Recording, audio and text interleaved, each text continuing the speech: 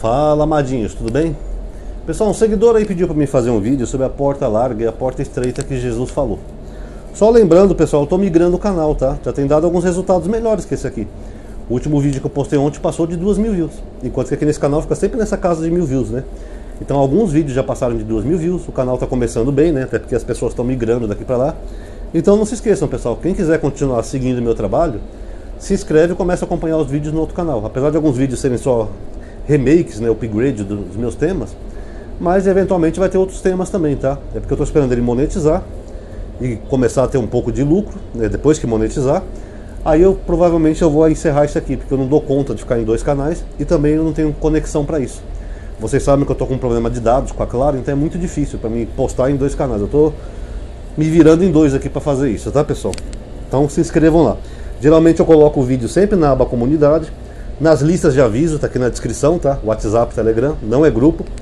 E também eu coloco geralmente na tela final desses vídeos recentes e coloco também um cardzinho no vídeo, um card, para a pessoa teclar novo canal. É só teclar que você vai para o novo canal, tá bom? Então vamos lá, pessoal. A porta larga e a porta estreita. Eu vou ler aqui em Mateus, que fala assim, não vou nem pegar a Bíblia dessa vez, tá? Entrai pela porta estreita, porque larga é a porta, e espaçoso o caminho que conduz à perdição, e muitos são os que entram por ela. Eu vou dar a minha visão e interpretação sobre esse versículo, tá?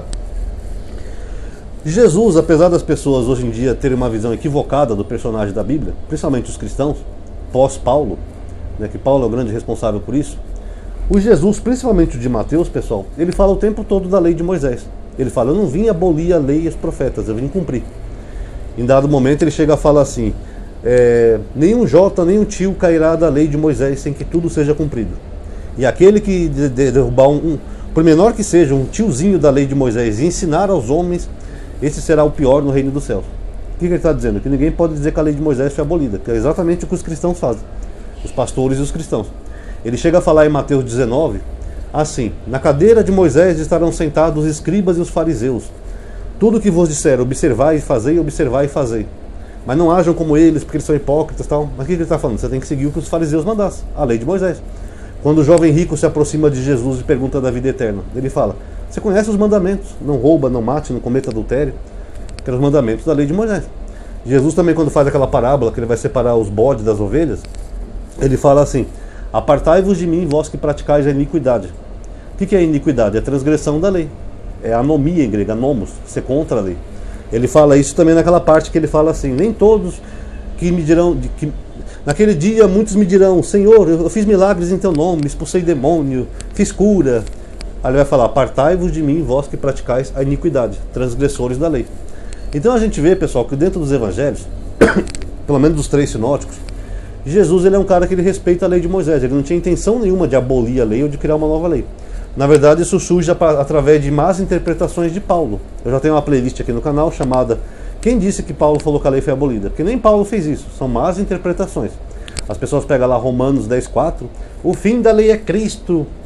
Ali não é fim, é finalidade, tá? Elas pegam lá Paulo falando outros versículos isolados e acham que Jesus está abolindo a lei. Não está, pessoal.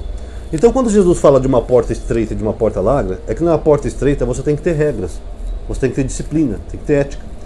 Ou seja, vamos supor que essa porta seja a porta que leve ao céu. Então não é qualquer um que vai entrar no céu. O próprio Jesus falou, nem todo que me diz Senhor, Senhor, entrará no reino dos céus. Jesus mentiu? Ele se equivocou? Ele não tinha Espírito Santo? Não, pessoal, se ele falou, é porque você tem que ter um mínimo de regras para poder entrar no reino dos céus. Agora, o que as igrejas vendem hoje em dia é a porta larga, que é a facilidade. Ó, você pode entrar aqui que você vai para o céu. Você não precisa seguir lei, não precisa seguir regra, não precisa fazer nada. Você só tem que aceitar Jesus e pronto. Mesmo alguns que cometem pecados, até horríveis, continuam nas igrejas com a garantia de que estão salvos. Tem até alguns segmentos que falam assim, né? Uma vez salvo, salvo para sempre. Então pega, por exemplo, aqueles pastores lá do caso Lucas Terra. Eles abusaram de um garotinho sexualmente, botaram fogo no corpo do garotinho, matando, tirando a vida do garotinho, continuaram pastores da Universal, por quê? Porque essa é a porta larga, você pode fazer o que você quiser, uma vez salvo, salvo para sempre. Agora, vocês acham que se Jesus, independente de se existir ou não, se você acredita ou não, se ele fosse uma divindade, ele ia preferir o quê? Que as pessoas boas entrassem no céu, que fizesse o mínimo de sacrifício para serem corretas, éticas, decentes, ou só entrar qualquer pessoa que fez um monte de besteira na vida e é só aceitar Jesus e pronto? Vocês acham que seria tão fácil assim? Vocês acham que seria justo? Tem até aquele vídeo americano, né, o medidor de bondade, que chega lá o cara cheio de pecado, aí Jesus sobe na balança do lugar dele, pronto, o cara vai pro céu. Então isso seria injusto, pessoal. Então a porta é larga, cada um pode fazer o que quiser, pode cometer abuso, que nem esses padres e pastores P, que sabem o resto da palavra, pode pegar as criancinhas dos outros e abusar, aí depois, eu aceitei Jesus, eu estou salvo. Então para mim a porta larga é isso, porque o próprio Jesus, nesses versículos que eu citei para você, ele coloca dificuldades para entrar no céu. Ele fala: tive fome, me deste que beber, tive sede, me deste que comer, tive frio, me agasalhaste, tive preso, me visitaste, tive enfermo e me ajudaste. Ele colocou condições para entrar no reino dos céus. Em nenhum momento Jesus colocou uma gratuidade para entrar no reino dos céus. Só Paulo que vai lá e fala para um carcereiro, né? Aceita o Senhor Jesus, tu e tua casa serão salvos. Essa é a porta larga, é facilidade. É só aceitar Jesus e pronto. Não precisa seguir regra alimentar, não precisa seguir regras morais, não precisa seguir isso, aquilo. Se bem que regras morais eles põem as deles, né, pessoal? Mas no resto é uma liberdade danada. Pega, por exemplo, Atos 15. O Concílio de Jerusalém. Segundo a Bíblia, o Espírito Santo orientou aos não-judeus que se abstessem de carne sufocada, carnes imoladas a ídolos e de sangue. Tem cristão aí que come carne com sangue e não está nem aí.